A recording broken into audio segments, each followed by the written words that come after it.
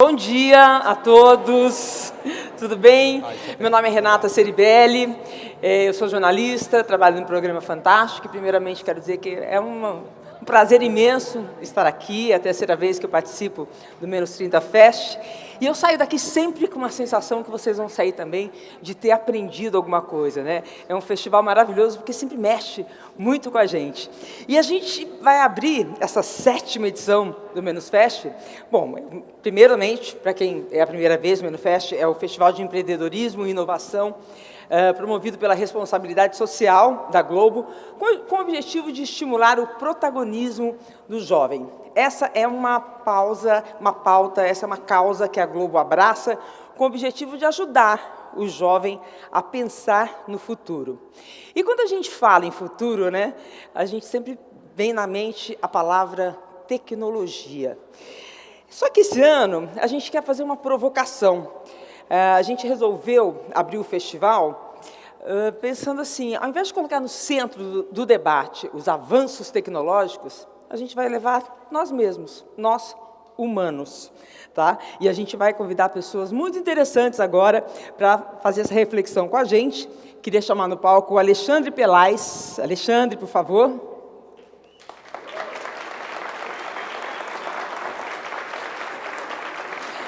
O Alexandre é mestre em Psicologia do Trabalho pela USP e pesquisador de tendências do futuro do trabalho. Então, a gente vai ter muita coisa para conversar com ele. Eu acho que eu errei a minha mesa aqui, gente. Deixa eu passar para cá, tá? Além do Alexandre, a gente tem com a gente também a Camila Achuti. Cientista da computação e referência mundial na luta por mais mulheres na tecnologia.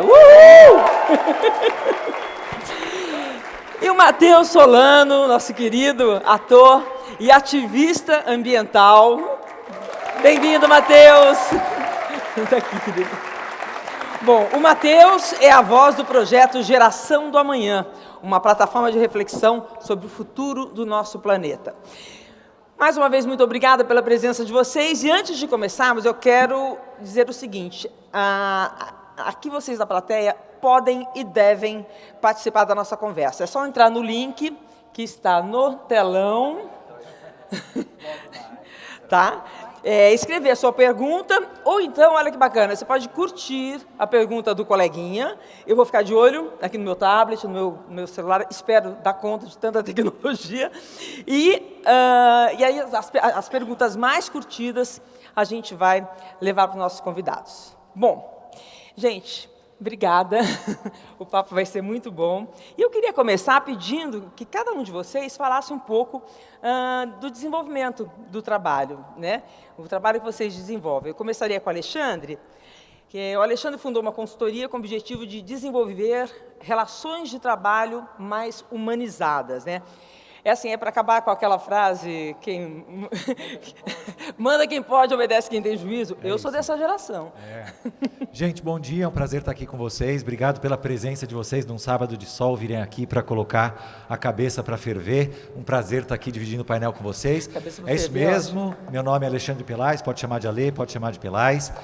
A ideia é transformar o mundo do trabalho em um lugar mais humanizado, onde a gente consiga ter uma relação com mais satisfação e principalmente com a realização, no sentido de que a gente possa se tornar real, que a pessoa que mora dentro de você seja concretizada no mundo por meio da sua ação. E aí vai bem na linha realmente de quebrar esse paradigma de manda quem pode, obedece quem tem juízo, diminuindo a força da hierarquia para que a gente tenha mais autonomia e se coloque no campo de ação para realmente mostrar quem a gente é, ou seja, a nossa expressão, e fazer do trabalho uma forma de contribuição e impacto. A provocação sempre é qual é a marca que você quer deixar no mundo, e aí a gente usa as empresas como uma plataforma de desenvolvimento e entrega. Nossa, inverter totalmente o raciocínio, totalmente. Muito bacana.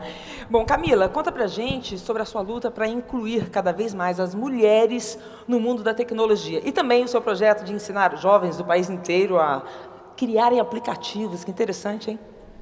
Oi, gente, tudo bem? Bom dia. Bom, há 4 anos atrás a gente começou a organizar como é que a gente impactaria o mundo, né? Eu fiz ciência da computação e eu era a única menina da minha turma. E aí eu olhei para o lado e ninguém que estava fazendo aquilo era parecido comigo. E aquilo me incomodava muito, porque se a gente olha hoje os problemas que a gente tem para resolver, a gente ainda tem grandes problemas no mundo que não estão usando tecnologia. No entanto, a gente tem um Tinder, um Rap, nada contra esses aplicativos, são todos meus amigos, porém, a gente não tem nenhum para combater feminicídio, para tentar educar o mundo. Então, como é que a gente ia fazer educação, tecnologia de fato, chegar na mão das pessoas que tinham problemas para serem resolvidos, né? E de fato mudar o mundo. E aí assim nasce o Mastertech, que há 4 anos vem tentando levar a tecnologia nos espaços que não são muito comuns, né? Depois acho que a gente vai ter oportunidade de falar sobre como a gente está levando tecnologia para os presídios, para as fundações casa, para as escolas, para a rotina das pessoas, de maneira que elas reconheçam que tecnologia é uma aliada para a transformação social, para empoderamento econômico e não mais uma ameaça. A gente estava conversando lá atrás, a Rê falou que ela é um pouco mais pessimista. Eu sou extremamente otimista e eu acho que tecnologia vai sim conseguir se tornar aliada do maior número de pessoas, e é assim que a gente vai conseguir alfabetizar as pessoas a tirar a máxima vantagem desse mundo digital. E espero estar viva para ver isso acontecer. Estaremos. Matheus, a gente está falando de relação com tecnologia, mas nós humanos teremos que repensar a nossa relação com a natureza, né? Conta um pouquinho para a gente do Geração do Amanhã. Bom dia. Eu acho que a minha luta eu vou morrer sem ver muita coisa importante, mas isso me dá mais força para plantar, né? Eu acho que aquilo que a gente também falou no bastidor, não tem mais tempo para a gente dizer que é uma luta de amanhã, né? Quer dizer, agora é o único momento. A Geração de Amanhã, fiquei muito feliz, aliás, eu sou muito feliz de 2 anos para cá ter escolhido a luta pela preservação ambiental e ser hoje reconhecido como ator e ativista, né? Isso é muito legal, isso me tem deixa a ver com muito Geração orgulhoso. Da Manhã, né? E tem a ver com Geração do Amanhã, exatamente, com as ODS, que são os 17 Objetivos de Desenvolvimento Sustentável. Quem aqui nunca ouviu falar em ODS? Levanta a mão, por favor. Sem nenhuma vergonha, não, gente. É novo mesmo. Quem nunca Quem aqui ouviu falar? já ouviu falar, mas não sabe o que é? Quem aqui usa as ODSs? Muito legal. E olha, estamos foi mais pessimista, né? Sim, mas é o que disse.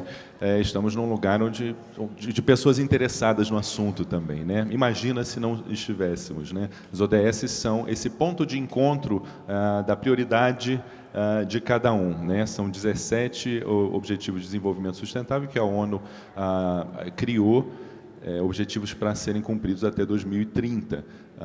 Não para serem olhados exatamente com otimismo, com pessimismo, mas com urgência e como um ponto de encontro. Acho que, hoje em dia, muita gente reclama, a ONU criou os 17 objetivos e falou, usa aí, né? E não dá para a gente meios para a gente utilizá-los. Mas eu gosto muito das ODS como um ponto de encontro. A gente vive num mundo pulverizado. Todo dia você pode criar uma hashtag nova, você pode começar uma luta nova, e essas lutas, fatalmente, estão associadas a uma das 17 ODS. Portanto, as ODS precisam funcionar como esse ponto de encontro. O Geração do Amanhã tem como objetivo popularizar as ODS, né? Porque não serve ODS se não for popular, se só um ou outro ativista souber.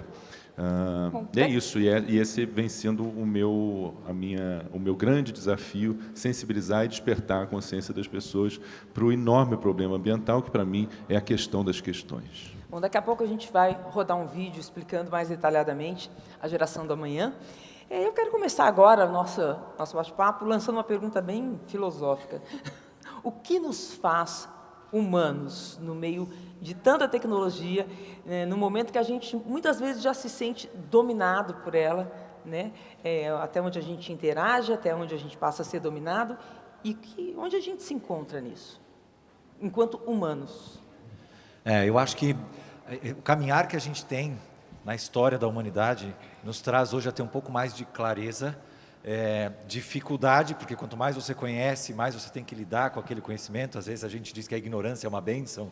Antes eu não sabia, agora que eu sei, eu preciso fazer algo a respeito disso. E a gente hoje enxerga que o que nos faz humanos é uma necessidade que a gente tem, que se chama autorrealização. A necessidade que cada um de nós tem de mostrar para o mundo quem a gente é. A gente faz isso por meio da criatividade, da autenticidade, do fim do preconceito, com a aceitação dos fatos e a resolução dos problemas. Quando a gente vê todos esses elementos e fala, poxa, eu gostaria de fazer parte do mundo com essa intensidade, o mundo não foi desenhado para que a gente tivesse todo esse espaço. Então a gente começa a ficar apertado um pouco. E como a área que eu mais estudo é a relação que a gente tem com o trabalho, e o trabalho é algo tão central na nossa vida, é a forma como a gente se relaciona e transforma o mundo, eu acho que o que nos faz humanos é enxergar a diversidade, que não é crença, gênero, orientação sexual, são visões de mundo diferentes, e que a gente possa entender que a gente vai somando a visão de todo mundo para ter uma visão mais sustentável de verdade, né? A gente tem essa visão de que o trabalho é essa coisa tão grande, né? O trabalho enobrece o homem, o trabalho é o lugar onde eu mato um leão por dia, mas no dia a dia da nossa rotina a gente fala que matar um leão por dia é fácil, o difícil na verdade é lidar com as antas que aparecem no meio do caminho. Então eu acho que o que nos torna humanos é a gente saber que ninguém é anta, nós somos diferentes. E a gente vai construir juntos essa jornada de autorrealização. Então eu acho que é isso que nos faz humanos. Muito bem.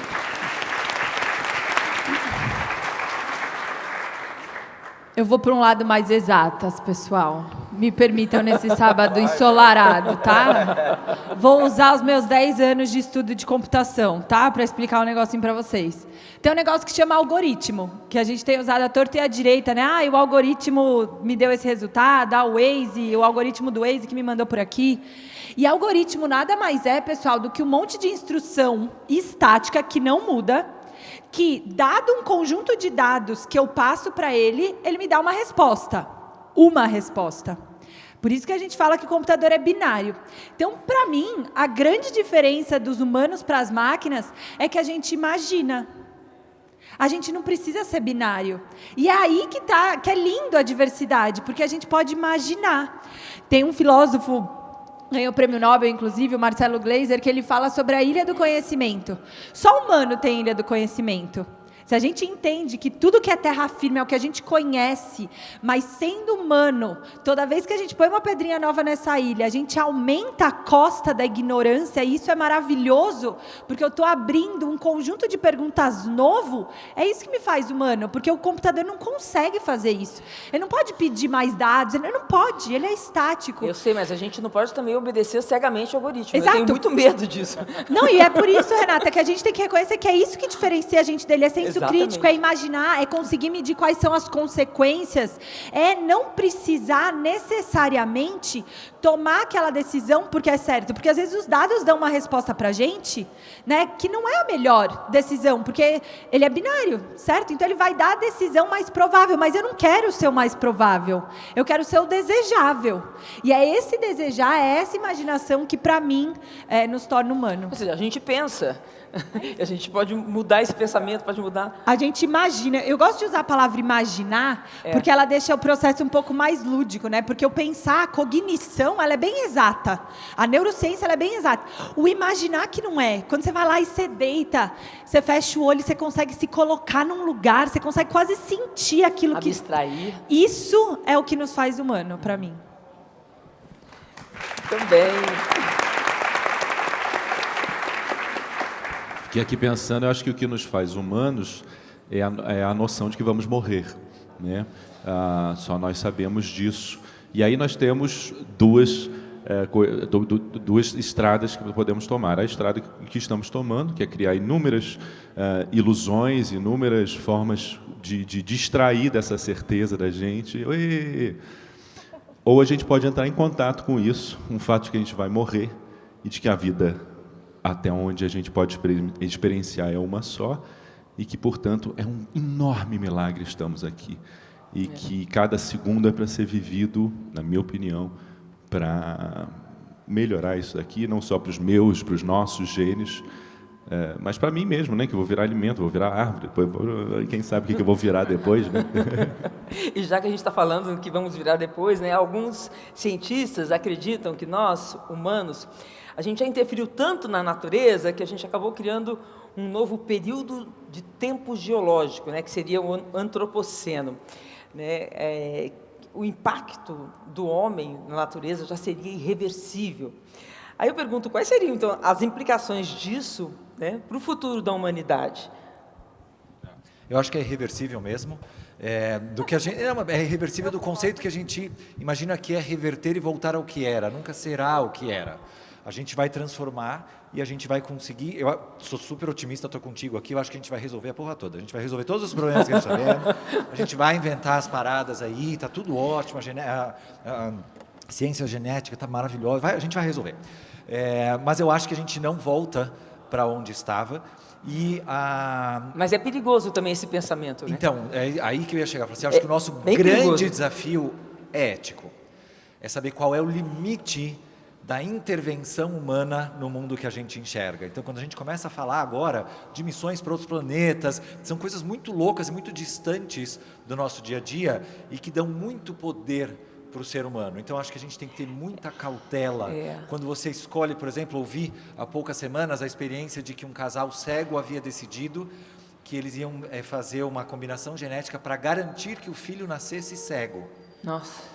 E aí você fala, ok, eu entendo este contexto, mas eu fico pensando essa criança depois que ela tiver noção de que isso aconteceu. Imagina a criança processando os pais, porque vocês decidiram que eu não nasceria. Então, eu tenho muito cuidado com essa questão ética, mas eu acho que a gente tem um poder enorme na mão para conseguir reverter, desde que a gente direcione no lugar certo. Mas você falou uma coisa interessante, né? Nós, humanos, estamos nos sentindo superiores? Tem um novo humano aí superior que acha que pode dominar a natureza, transformar nesse nível? Só para não roubar o espaço, eu vou dizer que tem, e acho que cada um de nós tem que ter muita consciência da nossa arrogância humana. Quando você joga um papel na rua, quando você joga uma lata na rua, quando você ignora todo um contexto de natureza e social, você está sendo extremamente arrogante. E eu acho que nisso a gente errou. Camila, como é que se dá? Camila e Mateus, né? Como é que se dá essa relação desse novo humano com a natureza? É isso que ele falou, né? A gente não entende esse mínimo passo que a gente deve dar. Não sei se é muito novo, né? Eu acho que a gente vai ganhando mais e mais poder de interferir na natureza e não mudamos o rumo, né? A gente tem que usar esse poder também para proteger, né? É o que a gente estava falando também no bastidor, educação. É a forma de usar a tecnologia, é a forma de se portar no trabalho, é a forma de se relacionar com o meio ambiente, com as ODS, enfim. Um exemplo, minha mãe ela é psicóloga de toxicômano, então ela cuida de gente que passa muito mal e que tem problemas familiares seríssimos por causa de drogas. E ela, com todo esse histórico, ela diz, o problema não é a droga, o problema é o mau uso que se faz dela. Então, até a droga, né, tudo se mal utilizado vira uma droga. A vacina é o próprio veneno dado numa dose homeopática que vai te curar. Então, tudo é a forma como que a gente maneja a inteligência que a gente tem, né? Começaram a chegar aqui algumas perguntas da plateia, porque esse tema, acho que a gente falou sobre isso, quais são as vantagens humanas em relação às máquinas, acho que a gente também acabou já falando, e tem uma aqui que eu gosto muito, né? Obrigada, bom dia, mas que painel de peso, bacana. Aí, fala o seguinte, apesar de parecer que a gente está vivendo uma expansão de consciência, por que ainda os humanos relutam em sair de suas bolhas? Né? A gente estava até conversando isso quando a gente pensou em lançar essa pergunta, se alguém sabia exatamente o que eram as ODS, porque a gente acha que às vezes acaba ficando difícil popularizar esses temas e a gente acaba discutindo essas coisas só dentro de uma bolha, né? E precisa, na verdade, furar essa bolha e tornar isso um conhecimento geral, precisa estar em todas as propagandas, precisa ter uma disposição política para massista, né? Para atingir a massa com esse tipo de informação. Então, gente, por que é tão difícil quebrar a bolha? E como quebrar essa bolha?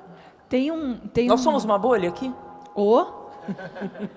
Tem um pensador chamado Alvin Toffler. Ele estudou computação, filosofia, enfim, e ele fala uma frase que a gente vai ter que desaprender para aprender a reaprender. Né? E todas essas palavrinhas têm a ver com educação em última instância, mas tem a ver com dor, pessoal. E não me entendam mal, mas tem a ver um pouco com sofrimento. Por quê? A partir do momento que eu reconheço que o ser humano adora mudar, né? Adora mudança, mas mudar dói, eu vou ser obrigado a questionar as coisas que eu acreditava. E isso não é legal, não é confortável. Quando eu vejo, né, embates políticos ou conversas de domingo em que você está tentando fazer sua mãe entender, o exemplo do nosso empreendedor aqui de 10 anos que veio falar para vocês que ele teve que ensinar a mãe a jogar videogame. Pessoal, dói aprender coisa nova. Sair da zona de conforto, exato. Né? E com tecnologia a gente acabou criando muito conforto em ficar na bolha, né? Algoritmo nada mais é do que tentar reforçar as coisas que você já faz. Quando você olha o seu feed lá do Facebook, o feed do seu Instagram, o que aparece lá? Recomendados pelas suas últimas navegações. Então, a Amazon faz isso. Todos os e-commerces, eles sugerem coisas baseadas no que você fazia no passado. E aí, é uma delícia ficar na bolha, porque você acha que está tudo bem. Eu acho que no meu feed todo mundo é feminista, todo mundo acha que o mundo vai ser melhor.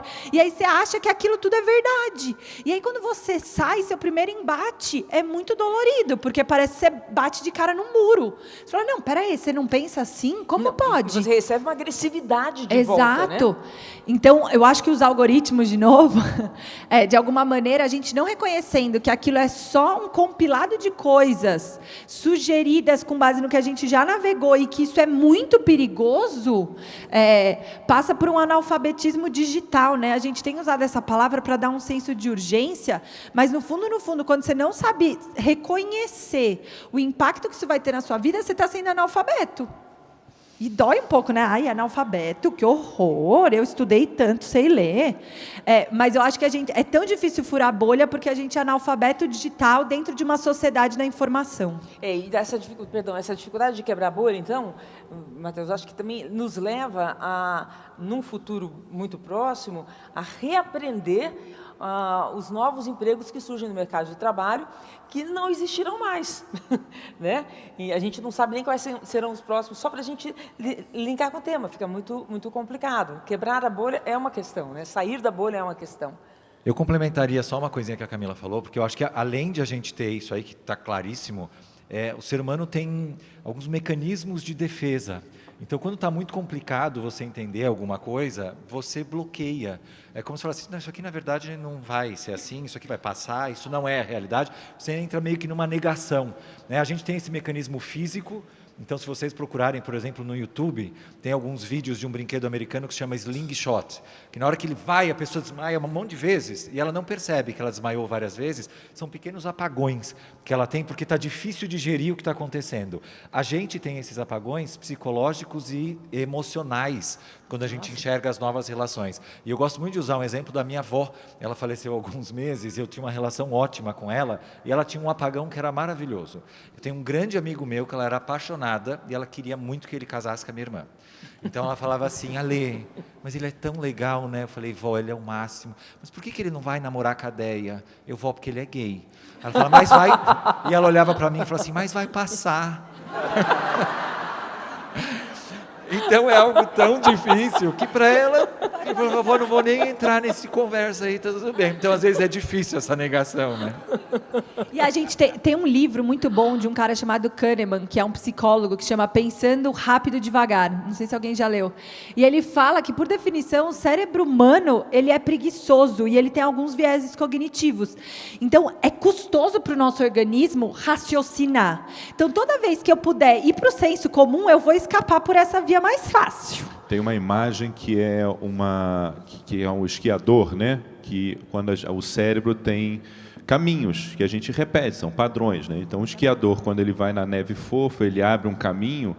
Quando ele vai fazer pela segunda vez, é muito mais fácil ele ir pelo mesmo caminho do que ele abrir na nova neve fofa, né? E é essa nossa dificuldade no cérebro de mudar, né? De estabelecer novas conexões. Mas o mundo está precisando disso e está pedindo a gente isso. Eu acho que uma vantagem que a gente tem nessa tecnologia que muda, que a gente, peraí, agora o que é a novidade? Como é que faz isso aqui? Isso nos obriga a estar mudando o tempo todo. O mercado de trabalho vai nos obrigar a sermos eternos aprendizes, né? Como disse a Camila, hoje eu sou ator. Eu estou ator, né? Não sou ator. Vai saber o que eu vou fazer amanhã, porque mercado de trabalho, etc. Os avanços tecnológicos... Espero que eu vou continuar sendo ator. Os avanços tecnológicos teriam deixado nosso cérebro mais preguiçoso? Não, Rê, eu acho que é biológico, assim, a curva, né, de transformação biológica, ela é bem mais lenta do que a curva de avanços tecnológicos, né? Então, demora para a gente conseguir ter transformações evolutivas biologicamente. Então, a gente ainda está com um cérebro que a gente vem arrastando desde o Homem das Cavernas. Algumas coisas já foram melhorando, já tem os órgãos vestigiais e tal, mas a gente está tendo que hackear um pouco o nosso cérebro e o nosso corpo humano para conseguir acompanhar. Então, uma das coisas que hoje a gente já reconhece é que existem vieses inconscientes cognitivos, né? Esse é o nome bonito, científico desse negócio. Mas... E o nome relacionando com a gente é o seguinte, a gente tem que aprender para até se defender das máquinas para elas não dominarem a gente. Exatamente, é isso. Então, é reconhecer que a gente, enquanto mecanismo, vai ter que ir dando uma hackeada nessa biologia, porque tecnologia, eu acho que é legal a gente tentar ir para a etimologia da palavra, né? Tecnologia é qualquer artefato artificial que ajuda o homem. Não é o digital. Lápis e papel é tecnologia, porque em algum momento a gente precisava, né, persistir informação. Aí a gente inventou lápis e papel. O digital que é a parada, que está tornando essa parada mais rápida, sabe? Mas tecnologia por si só é só algo artificial que ajuda o homem. Bom exemplo do que a Camila está falando é a nossa angústia, a nossa depressão, ansiedade, que é doença que vai... Né, que isso é porque a gente tem um corpo para correr atrás do mamute, ou para correr fugindo do mamute, e, no entanto, a gente fica aqui. E aí, cara, é uma angústia, uma coisa, né? Foi falar em angústia de homem, vamos passar agora mostrando Geração do Amanhã, esse VT? Que isso sim vai nos levar à angústia, né? Geração X, tem gente da Y, da Z, tem os millennials, tem a geração pós-tudo. Quer saber? Pouco importa qual é a sua. O que todo mundo tem que ser é da geração do amanhã. É a geração que cuida hoje para que o amanhã exista. Como fazer isso? ODS são os 17 Objetivos para um Desenvolvimento Sustentável que todos os países assumiram com a ONU. São as 17 coisas que todo mundo tem que fazer para que todo mundo tenha um amanhã. Entra no site, está tudo lá. O que precisa ser feito, o que já tem gente fazendo e o que você pode fazer hoje para todo mundo poder ter um amanhã. Geração do Amanhã, uma iniciativa das Nações Unidas, uma campanha de todos nós.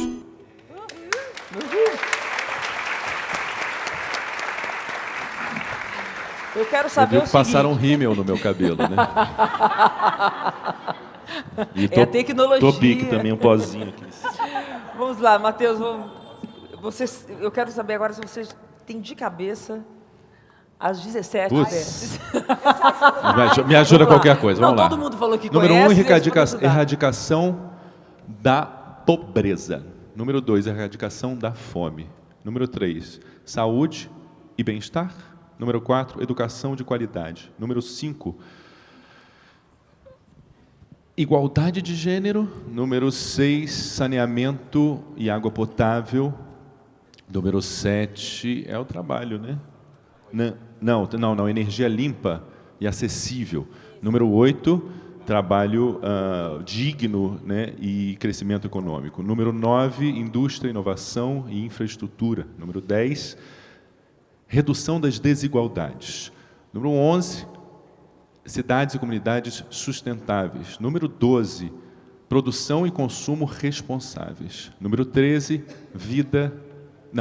ação contra a mudança global do clima. Número 14, vida na água. Número 15, vida na terra. Número 16, paz, justiça e instituições eficazes. Importantíssima. Número 17, finalmente, sem a qual nenhuma das outras acontece, e pela qual estamos aqui, parcerias e meios de implementação. Bingo! Muito bom!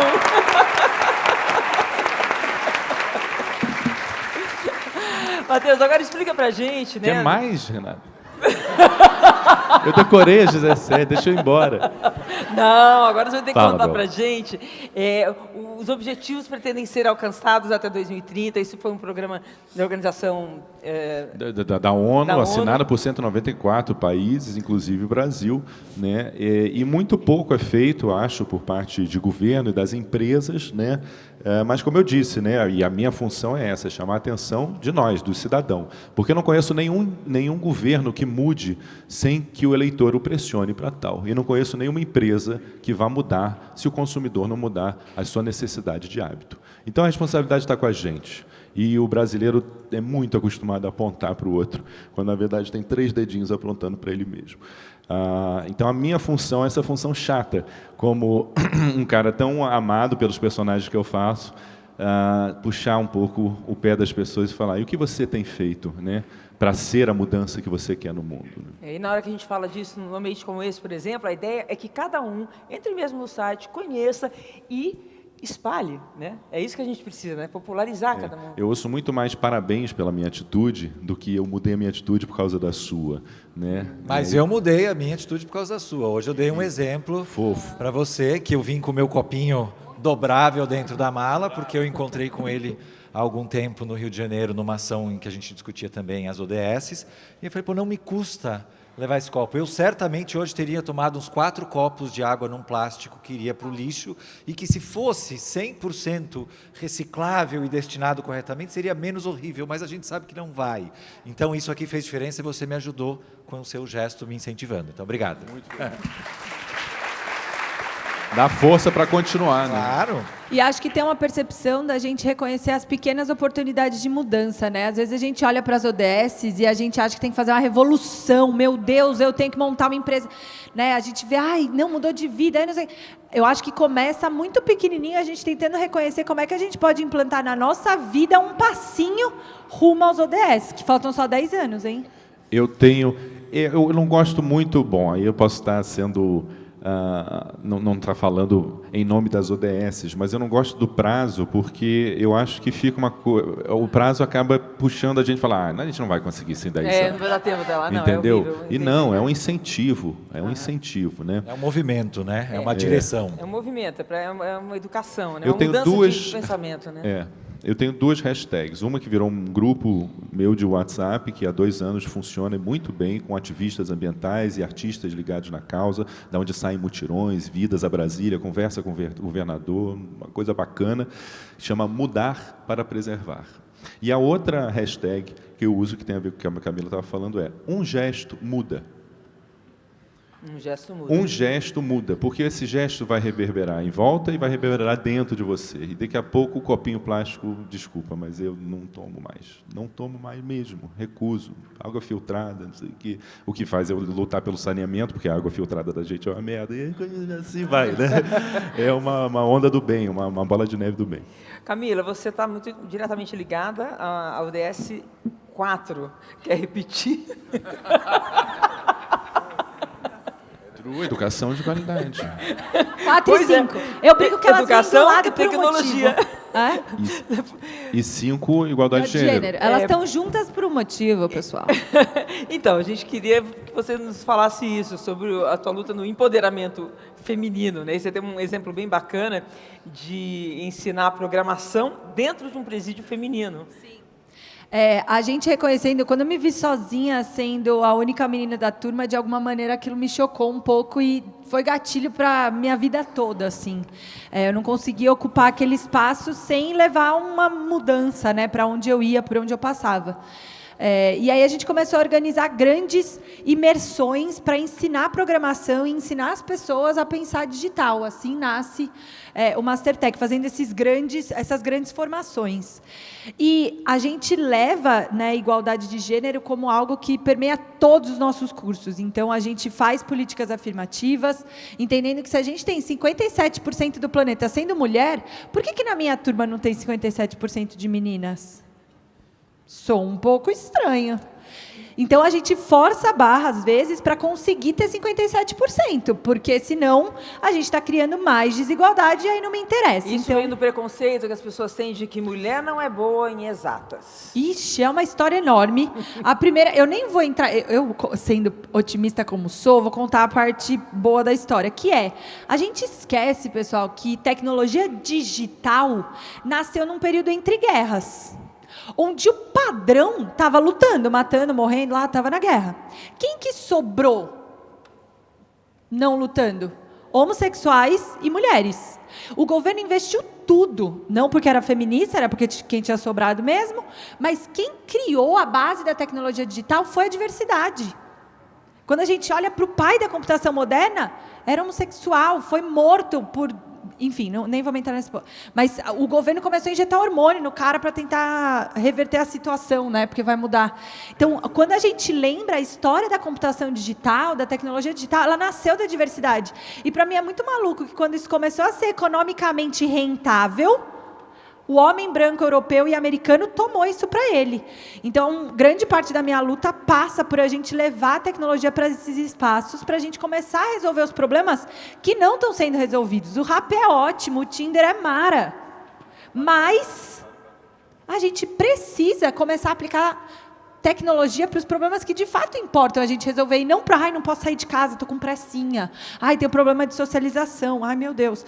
Cuidado, não é para isso que tecnologia foi feita. Então, a gente começou a ocupar esses espaços e mostrar para as meninas que era uma construção social que afastava elas da matemática, por consequência, afastava elas desse contexto de programação, de entender como construir tudo isso. Era uma construção social que afastava elas.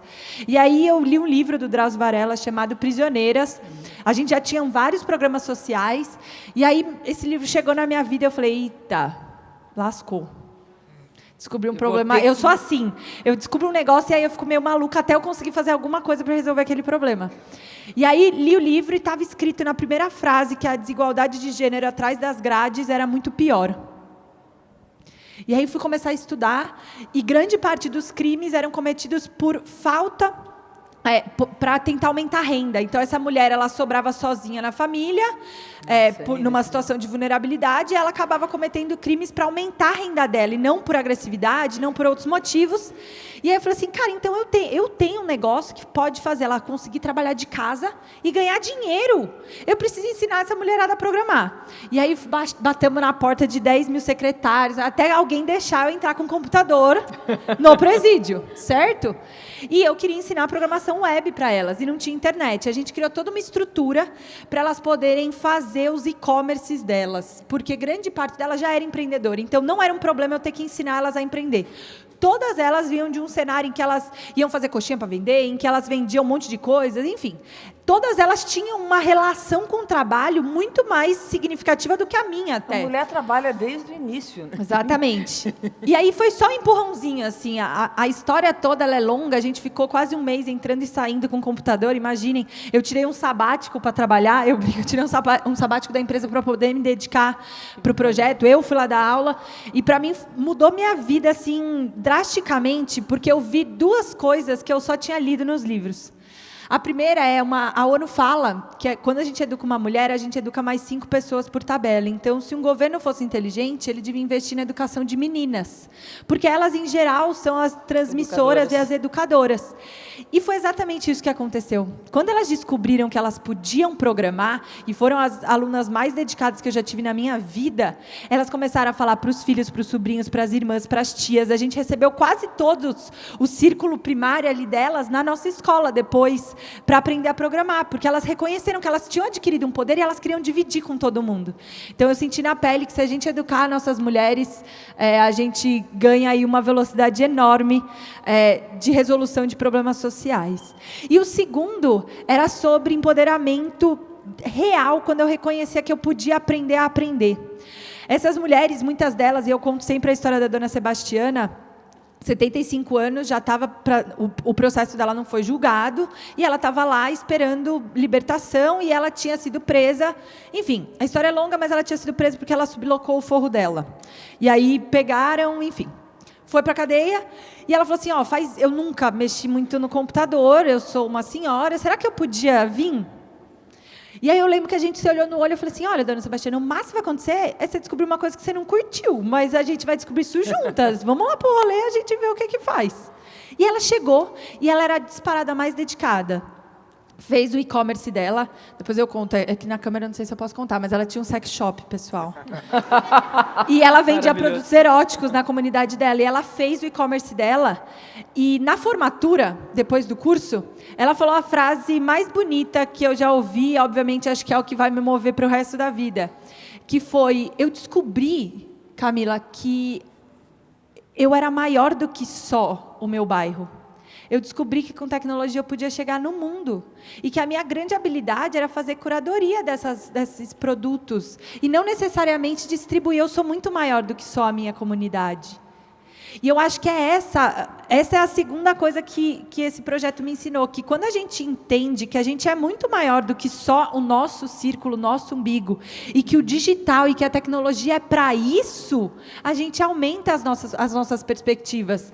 E aí a gente tem histórias ótimas, porque todas elas lançaram os e-commerces delas, foram trabalhar, muitas saíram e conseguiram reconhecer que podiam, né, mudar de vida, e a gente tem usado muito, tudo que a gente aprendeu lá, em todos os outros, a gente já formou mais de 15 mil jovens, meninas e meninos, 61% de meninas, para arrumar emprego e mudarem de vida, e reconhecerem que eles podem fazer parte dessa sociedade digital, e uma das nossas preocupações é a emancipação, é ele conseguir adquirir esse conhecimento com muito senso crítico, que ele está construindo o futuro dele. Sem se perder da sua condição de humano.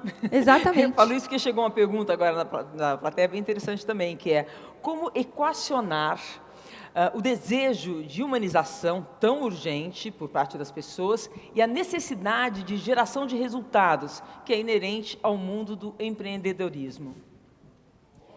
Eu posso começar assim muito rápido. Eu acho que é sobre a gente reconhecer que não tem mais uma escolha você ter um propósito, pessoal. E eu sei que o Ale vai completar aqui, que ele deu uma definição ótima de propósito lá atrás. Mas eu acho que já não é mais uma escolha a gente só querer maximizar os nossos ganhos. Perde um pouco o sentido em última instância, né? Foi-se o tempo em que a gente podia simplesmente se acomodar numa economia industrial, né? Que era só sobre multiplicação de ganhos. Acho que a gente conseguiu ressignificar e é sobre equilíbrio. Ele já usou a palavra, para mim ele já respondeu a própria pergunta. É sobre equilibrar isso. Mas como? Essa é a pergunta, né? Eu acho que é tentando colocar métricas não só em ganhos financeiros. Hoje a gente tem orgulho de ostentar faturamentos grandes na empresa e a gente paga funcionários e a gente faz a economia girar. Mas independente do emocional envolvido por trás disso, que as pessoas estão devastadas, né? É isso. É equilíbrio. Eu acho que tem uma questão central, né, quando ele fala, a pergunta dele fala como equilibrar com resultados. A pergunta é o que são resultados. Né? Na nossa cabeça a gente traz imediatamente para o econômico, né? Então é grana, eu preciso ganhar mais. E ele fala, ok, você precisa ganhar, é a base do que mantém o seu negócio, mas e o que mais? E aí eu acho que a gente pode aproveitar aqui para fazer uma diferença de como a gente, desde pequeno, acaba sendo guiado para ter uma imagem de que todo o nosso trabalho, toda a nossa capacidade produtiva vai ser direcionada para um ganho econômico e financeiro. Então, desde pequeno, a nossa relação com o trabalho, com a ação, ela é colocada na nossa cabeça como o emprego, que é a troca da sua capacidade produtiva em troca de receber grana, né? De um benefício financeiro. Sobrevivência. Sobrevivência. Então essa é uma função do trabalho, sustento. Mas o trabalho tem outros dois impactos na nossa vida. Um deles é o impacto social. Qual é a marca que você deixa na vida das pessoas toda vez que você se relaciona com elas? E o terceiro deles é o psicológico. Qual é a história que você conta para você sobre o que você faz, da forma que você decidiu fazer? Então, se a gente conseguir entender, e isso eu acho bem legal a gente levar separado o que é trabalho e o que é emprego. Dá aquele exemplo que a gente estava conversando no bastidor do empacotador. Vou te dar. Então, legal. Trabalho é a sua relação com o mundo por meio da ação. É quando você tem um objetivo, uma intenção e você se coloca num campo de ação, fazendo uma determinada atividade, pode ser complexa, pode demandar esforço, mas você realmente está lá presente e quer fazer a diferença. Trabalho é a sua relação de ser, de mostrar quem você é para o mundo. Emprego é um contrato que pode ser escrito ou ele pode ser social, em que você vai dar um pedaço da sua capacidade produtiva em troca de receber alguma coisa.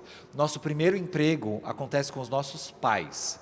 Eu faço o que os meus pais pedem ou mandam porque eu quero receber o amor. Depois eu vou para a escola, eu tenho meu segundo emprego, onde eu faço o que o professor manda ou a professora manda porque eu quero a nota. Depois eu vou para o emprego formal e eu faço o que o patrão pede porque eu quero a grana. Esse fenômeno se chama heteronomia de 3Ps, e parece um nome super complicado, mas é o contrário de autonomia. A gente aprendeu desde pequeno que alguém de fora vai dizer como você vai lidar com a sua capacidade produtiva, e sempre tem que ter um benefício. Isso é emprego. Trabalho é a mensagem que você quer colocar, a sua expressão e o seu impacto. Fiz um trabalho com empacotadores de supermercado e a gente enxergava claramente que uma parte deles dizia que odiava o trabalho, que eles achavam que era humilhante. Mas a outra metade dizia, eu sei exatamente quando eu transformo a vida de uma pessoa, quando eu empacoto e conto uma piada, eu vejo na cara da pessoa que eu mudei o dia dela. Todos nós já conhecemos um motorista de ônibus, um caixa de supermercado, um porteiro de prédio que falou uma coisinha assim e mudou o teu dia. Esse é o impacto social do trabalho. Toda vez que você se relaciona com uma pessoa, potencialmente você transforma a vida daquela pessoa. Se você tiver essa consciência, você começa a costurar o propósito. E como a Camila falou, eu tenho uma visão diferente do propósito comercial. De, eu quero encontrar o meu propósito, eu vou buscar o meu propósito. Eu falo, colega, se você estiver buscando, você não vai achar. Porque não existe propósito pronto. Cada um de nós vai criar o nosso propósito. O propósito é uma criação de significado que só nós humanos podemos colocar. A gente costura a nossa ação com uma história, com uma linha de significado a partir do impacto que eu quero dar para as pessoas. E se vocês estão procurando o seu propósito, ao invés de procurar, a gente vai criar, responde a seguinte pergunta: como é que você realiza as suas atividades? Olha os pontos positivos e negativos, qualifica. Eu faço isso dessa forma positiva e dessa forma negativa. Você vai identificar que tudo de negativo que tem na forma que você realiza tem uma dor por trás. Eu faço isso de raiva, ou eu faço isso de medo, ou eu faço isso para descontar em alguém de vingança. E tudo que é positivo, você faz porque você tem uma busca de um impacto. Depois que você tiver essa lista de como você faz, você responde: por que você faz desse jeito? Quando você responder essa pergunta, por que eu faço as coisas do jeito que eu resolvo fazer, você acabou de amarrar o teu propósito. Se você lê essa frase, é tão forte para você, que você acabou de criar o significado de colocar a tua ação. E eu brinco, e aqui conversei com eles, que a intenção colocada em ação se transforma em amor. E aí a gente está salvo. A questão também, lindo isso. Então, e para lidar com isso, me corrija se eu estiver errado, mas existe uma angústia hoje de todos que param no primeiro item do trabalho, que é a sobrevivência. Né? A gente tem alguns números, até 2030, segundo uma pesquisa divulgada ano passado em um instituto reconhecido, 800 milhões de pessoas vão ficar desempregadas em todo o mundo por causa da automação, do uso de robôs. Né? As máquinas vão roubar parte dos trabalhos que hoje são exercidos por humanos. Se isso for acontecer, o que sobra para nós? Né? Legal, uma ótima pergunta. Vou falar só um pontinho para a Camila poder complementar aqui. Essa é uma pergunta central, só que ela extrapola o psicológico e o mundo organizacional do trabalho. Ela entra um pouco no sociológico, no político, de como a gente prepara as pessoas. Né? Há pouco tempo, Harari estava aqui no Brasil, né? Um estudioso sobre o futuro e sobre as tendências, e ele trouxe um ponto bem importante. Ele falou, olha, talvez no futuro vai acabar a profissão de motorista de caminhão, mas vai explodir a profissão de professores de yoga. Eu não consigo migrar motoristas de caminhão para professores de yoga pela estratégia que essas pessoas levaram de vida de aprendizado. Como é que eu preparo as pessoas para essas novas profissões? Então, eu acho que a gente volta para a educação, de como a gente conscientiza as pessoas sobre o papel do trabalho, sobre como a gente se prepara para esse novo trabalho. Vão surgir muitas profissões. E aí vai ter que se preparar com esses 2 outros itens que você falou. Exato. Né? Ou seja, não pensar em emprego, pensar em trabalho. É no trabalho, no servir, na conexão. Desde já, né? Mudar esse raciocínio. Porque senão a gente continua entrando no mundo do trabalho, do emprego. É a coisa mais louca. A nossa relação com o trabalho é muito bipolar.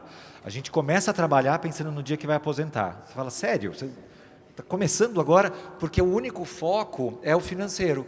Eu começo a trabalhar porque eu preciso de dinheiro e o meu sonho é parar de trabalhar e não precisar de dinheiro. Aí eu quero me aposentar. Quantos aposentados bem felizes vocês conhecem? O verbo aposentar significa recolher uma pessoa aos seus aposentos. Ela é excluída do convívio social. Então ela não tem mais nem o impacto social e nem o psicológico. Com o tempo ela começa a perguntar, para que eu sirvo e quem eu sou? Mas nessa divagação do Harari, ele diz justamente isso, né? Que se você vai aumentar uma distância, você não vai faltar emprego futuramente. Os empregos vão existir, eles vão ser transformados. Isso. E aí, se você não vai estar qualificado, Isso. e se você não se preparar para ser qualificado para isso, você vai se tornar uma pessoa irrelevante. Aí seria mais ou menos essa sensação do aposentado na média de idade, aos 30 anos. Né? Então, por isso a gente tem que ter a consciência de que o trabalho extrapola o financeiro. Porque aí você entra no conceito de aprendizado contínuo e mesmo que você tenha um emprego hoje, você tem interesses diferentes, você lê o contexto, você aprende. E quando o teu emprego perde relevância, você abre outro, e outro, e outro. A gente inventa os nossos empregos. Hoje, os estudos dizem que cada um de nós vai ter mais ou menos 7 carreiras diferentes. Ou seja, você vai ser ator, ativista, modelo, cantor, vai ler a lista das ODS, você vai ser o que você quiser. Cada um... Venci na vida. No fundo é assim, gente, cada um de nós vai ser do tamanho do espaço que resolveu ocupar.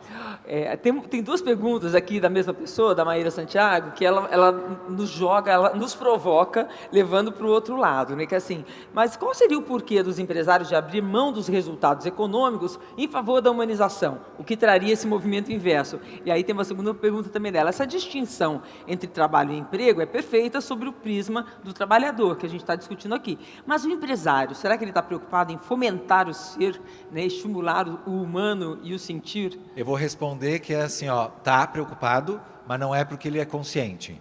É porque as pessoas boas deixam de ir para as organizações. E aí não é mais uma escolha. Como o Matheus falou, quando o consumidor muda o comportamento, o sistema se ajusta. Quando o trabalhador muda o comportamento, as organizações se ajustam. Então vai mudar. Eu fiquei pensando aqui, muita gente, né, por ser de tecnologia, a pergunta que eu acho mais chega para mim é tipo, Camila, o que eu tenho que estudar? É Big Data, é blockchain, o que tem que fazer? E aí, nossa, né, eu quero saber. O que você estuda? Pelo amor de Deus. O que você estudaria? E eu falo assim, cara, a única certeza que eu tenho do futuro é que vai ter gente lá. A gente está criando todas essas paradas porque a gente tem uma única certeza que tem gente lá do outro lado, porque se não tiver, por que a gente está fazendo tudo isso? Então, a minha sensação é, ainda que a gente não consiga sentir neste momento que o empresário, que o empreendedor está preocupado com isso, não tem por que não estar. Uma hora vai cair a ficha dele, porque se a gente está fazendo todo esse movimento, não é porque a gente tem certeza que tem humano lá no final da... Por que a gente está aqui? Então, no fundo, talvez a gente não consiga ter clareza, mas no nosso inconsciente, essa é a nossa única certeza. E eu concordo com a Lê quando ele fala da gente se manter atento aos movimentos. Tem uma palavra alemã chamada Zeitgeist, que, né, na filosofia alemã eles usam como o espírito da época. E eu gosto muito de tentar olhar que todos nós, a gente vai ter que ter capacidade de começar a ler o Zeitgeist. Bonita essa palavra, acho bonita. O Google, todo ano, solta o relatório do Zeitgeist. Com base nas pesquisas que as pessoas estão fazendo, eles fazem uma análise do que vai ser o futuro.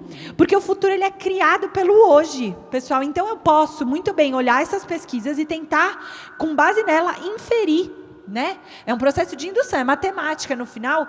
Qual é o futuro? Então, depois que a gente pega esse protagonismo, essa sensação de que sou eu que estou criando esse amanhã, fica um pouco mais claro de por que a gente está fazendo as coisas, sabe? E aí você vai achando o que faz mais sentido para você. Se antes a Camila estava preocupada só em trabalhar com programação, e aí ela reconhece que ela podia trabalhar com educação de programação, e aí hoje ela reconhece que ela pode trabalhar com comunicação de programação. Você vai reconhecendo para onde que está indo, né, o seu caminho, e você vai trilhando a sua própria carreira. Agora, parece um tema diferente, mas o relacionamento da pessoa, do humano com a natureza, se ele pega isso para ele, isso ajuda em todo esse processo, né? Porque você se sente o cidadão do mundo, você se sente mais dono desse planeta, né? A gente é humano, antes de ser econômico, antes de ser qualquer outra coisa, a gente é bicho, né? E a gente, desde muito cedo, se separou disso, né? Se colocou como dono da natureza e não filho dela. E isso está levando a gente para o buraco, para ser extinto daqui a pouco, se a gente continuar do jeito que a gente está. Então, isso é muito importante, o que a Camila está falando, a gente puxar esse protagonismo. É no presente que a gente constrói o futuro. E cada um de nós constrói esse futuro. Não são os outros que estão construindo pela gente, né? E, bom, a sustentabilidade é uma folha de papel em branco. Tem inúmeras oportunidades de, através de tecnologia, principalmente, se ganhar muito, rios de dinheiro com sustentabilidade, cuidando do planeta, mudando formas de ser e estar aqui, né? E existe preguiça, por um lado, né? E, por outro lado, um acomodamento e grandes conglomerados e grandes empresas que tomam conta do negócio todo.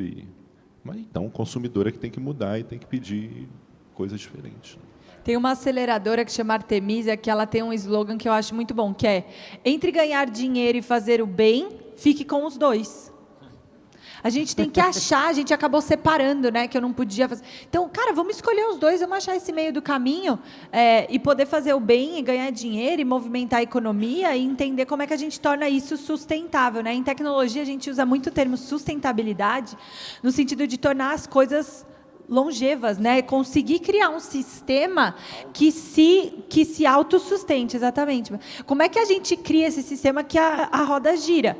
Então, se a gente olhar a sustentabilidade por esse lado, de tentar criar ciclos positivos e virtuosos que se retroalimentam, fica um pouco mais fácil de entender como é que a gente equilibra dinheiro e impacto. Eu levei uma bronca no início, quando eu comecei esse ativismo ambiental, uma bronca do meu padrasto, que, aliás, é meu sócio também, numa loja que eu tenho no Rio de produtos sustentáveis. O Jorge, uma vez eu comentei, saiu no jornal falando, os empresários vão ter que perder dinheiro para mudar de coisa. Ele falou, não, cara, não vai por aí, porque não é verdade. Os empresários, nenhuma empresa quer desperdiçar água, nenhuma empresa quer desperdiçar isso. Quer dizer, a sustentabilidade é boa para o empresário também. Olha, essa pergunta tem a ver com o que você está falando, né? Que é a seguinte: se pequenos gestos fazem a diferença, por que as pessoas insistem em continuar nas mesmices? Será que a mudança só irá, de fato, acontecer se o pior vier? Acho que a gente tem uma tendência, sim, a só mudar quando a água ou a merda já está no pescoço, né? Porque se fosse água, a gente nadava. Me perdi com a merda. Assim, a gente espera o pior acontecer para tomar tipo... uma atitude, para sair da inércia, né?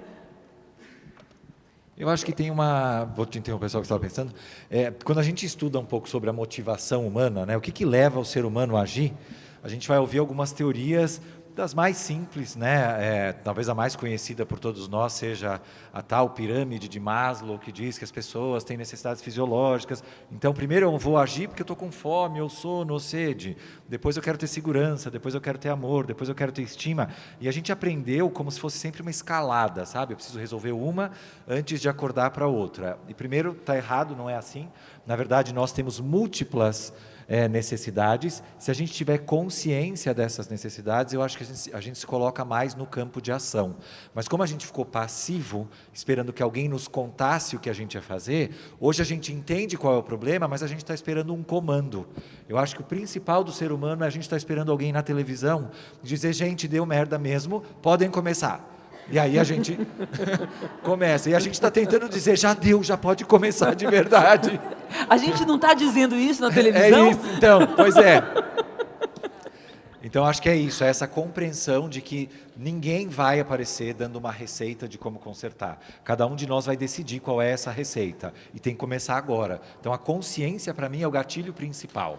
E a gente tem uma geração aí, né, de crianças, né, que tem um número aqui, segundo o relatório Futuro do Trabalho, divulgado pelo Fórum Econômico Mundial no início do ano, 65% das crianças que estão começando a estudar agora vão exercer funções que ainda nem existem.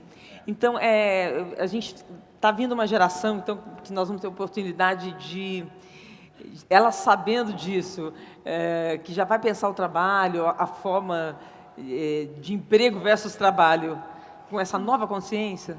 Eu não sei se ela vem pronta. A gente lá no Mastertech, a gente tem feito um negócio que chama Trivium. E aí as pessoas olham o curso do Trivium e falam, nossa, que inovador, como vocês são inteligentes. Eu falei, então, amigo, preciso te contar um negócio aí. O Trivium é da Idade Média. Muito na sequência. E eu só li um livro. E, tipo, não é novo, é velho. E a pessoa, como velho? Né? O Trivium era a base das 7 artes liberais da Idade Média, pessoal. A gente criou toda uma estrutura escolar baseada no Trivium que foi se perdendo no meio do caminho. O Trivium era a ideia de que se a gente ensinasse para a humanidade toda 3 habilidades, a gente ia conseguir fazer eles aprenderem o que eles quiserem. Eu emancipava essa pessoa para fazer o que ela queria. E essas 3 habilidades, quando a gente fala, você fala assim, epa, sério que era só isso? Já estava escrito desde a Idade Média? Lógica, retórica e gramática. Gramática na ideia de que é a arte da gente conseguir achar padrão e tentar tornar isso escalável, né? A gente foi trocando essas palavras, mas gramática é você criar conjuntos de símbolos que signifiquem coisas para um grupo maior de pessoas. Lógica é entender como é que eu penso, quais são os vieses que eu caio, como é que eu estruturo um pensamento, como que eu divido para conquistar. E, por último, retórica é a arte de se comunicar. Como é que, dado que eu pensei tudo isso, eu vou conseguir transmitir essa informação? Para pensar que se a gente tivesse essas 3 habilidades muito claras para essa gurizada aí, elas não iam conseguir achar qual é a profissão delas? Qual é o espaço delas no mundo?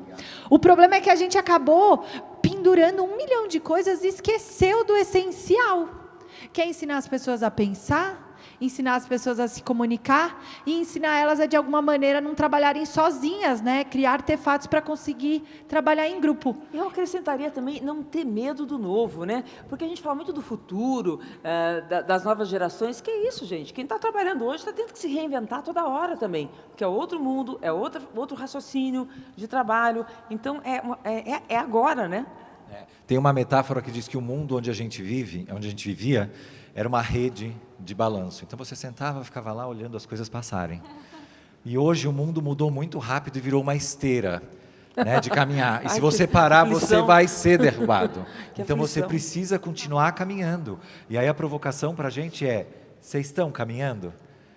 Quando foi a última vez que você aprendeu algo novo e pôs em prática? Porque aprender algo novo a gente aprendeu aqui, já aprendi várias coisas ouvindo. Mas colocar em prática, porque é só no campo de ação que a humanidade caminha. Mas eu acho que essa pressa também deixa a pessoa desesperada. Então, mas não precisa correr. Você acaba aprendendo só superficialmente sobre um pouco de tudo, né? E também falta uma profundidade. Eu acho que tem essa angústia também. Tem, de você pegar muito conhecimento raso e não aprofundar. Eu acho que quando você pega muito raso, chega uma hora em que você clica com um tema específico ou com uma ODS, cada um escolhe uma, e aí você aprofunda e fala que é aqui. Aqui eu me enxergo, aqui eu faço a diferença. Eu acho que agora, quando a gente tem mais espaço para as pessoas experimentarem, elas têm mais autonomia para tomar uma decisão de colocar o seu melhor em prática.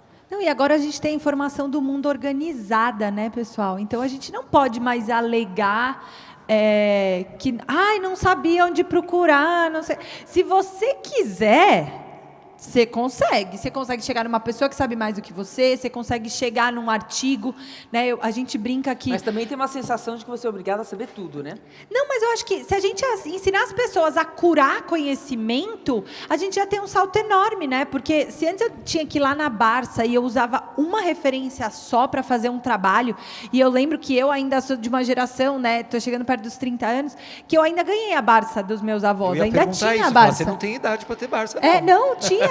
E a minha avó mandou lá para cá. E tinha Barça. Então, no meu primário, eu ainda fiz trabalho na Barça.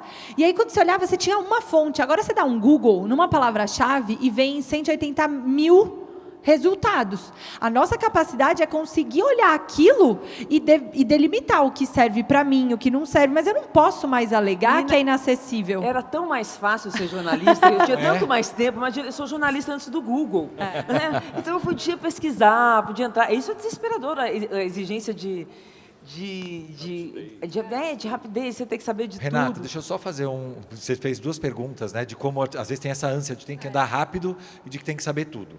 Eu acho que um fator chave para a gente agora é a gente ficar confortável com o conceito de vulnerabilidade.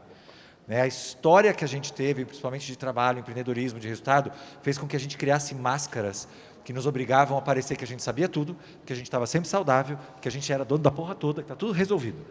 Né? E isso causava uma grande angústia. E hoje, na verdade, a gente consegue ficar mais confortável com a vulnerabilidade. A vulnerabilidade humaniza a relação, porque se eu não sou super nada e você também não é, a gente consegue criar um vínculo mais humanizado e não confundir vulnerabilidade com fragilidade. Né? Vulnerabilidade significa a gente reconhecer que a gente não é super nada. Né, que todos nós temos limites. E fragilidade significa dizer que a gente se machuca muito facilmente. Talvez fragilidade não seja um conceito que a gente queira incentivar, mas vulnerabilidade sim. Tirar as máscaras de super-herói, a gente está um pouco perdido, mas a gente está um pouco perdido juntos. Né? Isso dá um certo tranquilidade. Estou contigo, colega. Muito obrigada.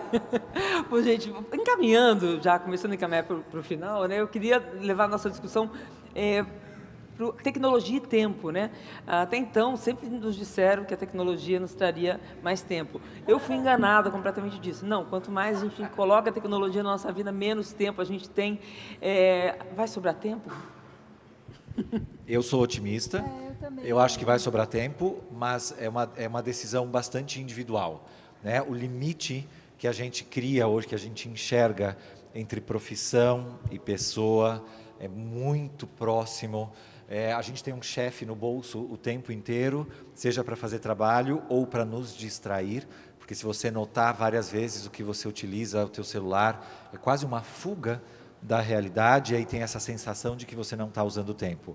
Eu acredito realmente que os processos vão ser simplificados graças à tecnologia e vai nos sobrar tempo para mastigar com criatividade, autenticidade e criar novos futuros desejáveis. Mas é uma decisão nossa fazer isso. A gente precisa acelerar a consciência para ir para esse lugar. Matheus, se a gente conseguir que a tecnologia nos traga mais tempo, vai ser uma oportunidade de ressignificar as relações humanas e resgatar a nossa relação com o meio ambiente, mas sempre para contemplar, para cuidar do outro, cuidar da natureza. E perceber o enorme valor que existe nisso, né? Aliás, o maior valor está nisso, né? Está no nosso contato com aquilo do qual nós somos feitos, né? Isso é bem filosófico, né? Nós viemos da natureza. Né? Nós somos natureza, né? Nós somos bichos que pensamos. Né? E a gente não se vê assim. E eu como ativista ambiental, acho isso muito doido, muito doido. E quanto mais a gente vai se aprofundando em questões que nos humanizam, a gente vai percebendo a loucura que é a gente se achar separado da natureza, a gente se achar melhor do que o outro, a gente achar que o impacto econômico quer dizer alguma coisa quando a gente olha a grande, né, coisa. Então, acho que a gente vai ter mindfulness às 4 horas da tarde, que eu acho que tem sido a resposta para muita gente, né? Respirar, tentar não pensar no que vem ou no que já passou, viver este momento, o contato da minha mão com a minha perna agora, o olhar que eu estou trocando com ela, com ele que olhou para o lado, está acontecendo agora e é um milagre o que a gente está vivendo agora, né? E a gente fica prospectando, né? No próprio teatro a gente fala, tem um ator do Ontem do Amanhã, uma coisa assim, que é o ator que ele está em cena, mas ele está ou pensando na fala que ele acabou de dar, ou esperando a próxima fala que ele vai dar. Ele não está vivendo a cena, porque o outro personagem está dizendo uma coisa. E é essa coisa que o outro personagem diz para ele que tem que movê-lo a dizer o que ele vai dizer. E não o que ele já sabia, porque ele decorou em casa. Então, esse tipo de coisa se aplica muito ao que a gente vive no dia a dia, né? O estar aqui, agora, é o maior presente, é o maior milagre que pode acontecer. Então a gente vai... Parabéns, é isso mesmo. Eu queria uma palavrinha de vocês para encerrar também sobre isso, né? Porque a gente está falando, colocamos os humanos no centro do debate e engraçado que a gente está terminando isso falando assim, gente, vamos ser mais humanos, vamos ter mais contato com a gente mesmo, que isso vai nos ajudar a enfrentar melhor, a lidar melhor e criar um mundo melhor, usando melhor a tecnologia. É mais ou menos isso? Posso começar? Eu acho que tem uma frase que me ajudou muito num contexto de ansiedade, que era ouvir para entender e não para responder.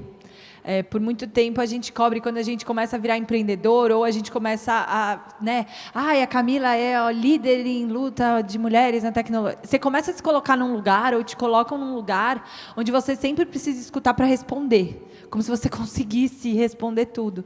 E acho que a hora que eu entendi que era sobre um escutar para entender, compreender e absorver o que estava à minha volta, me fez muito bem do ponto de vista humano, assim, de conseguir lidar com todas essas coisas. E te coloca de novo num centro da discussão de pegar tudo isso e se colocar só como um sensor, assim, mais um sensor que a natureza tem. Quase um instrumento. Quando a gente olha para a tecnologia, né, o único jeito de imputar dados num sistema eletrônico é através de sensores. Se a gente começa a reconhecer quais são os sensores que eu tenho dado mais atenção dentro do meu corpo, eu começo a me entender melhor.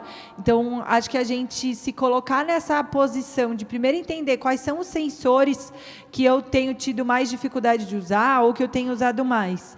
E reconheço que é sobre criação de futuros desejáveis e não a criação de uma ansiedade por um futuro provável que você não tem controle, eu acho que melhora. E aí a gente vai viver a plenitude do ser humano, né? Do ser e estar humano. Eu acho que...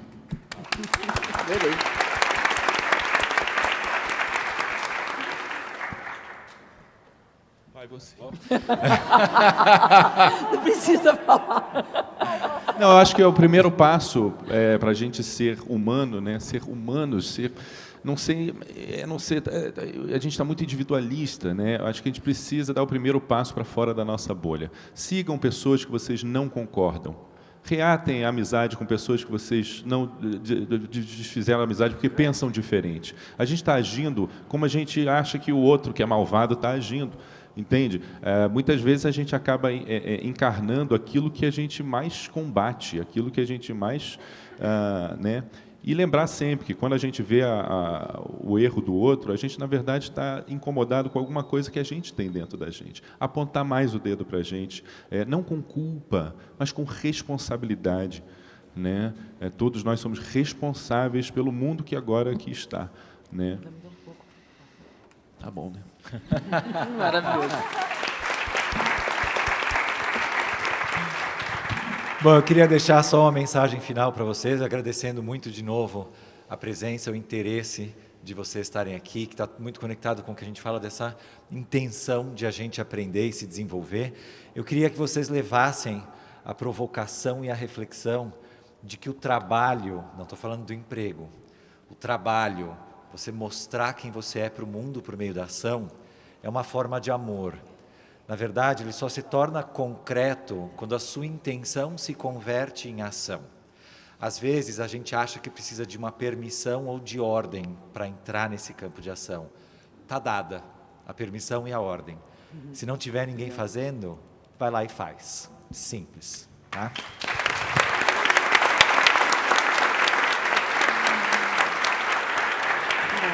Só tenho a agradecer esses convidados. Eu falei no começo, eu sempre aprendo muito e essa mesa foi muito bacana. Gente, muito obrigada. A nossa mesa termina aqui. E olha, a gente vai fazer um intervalo de 1 horinha nesse palco. Agora tem vários conteúdos bacanas, a programação tá bárbara por todos os lugares aí. Vão aí, descubram. E bom programa.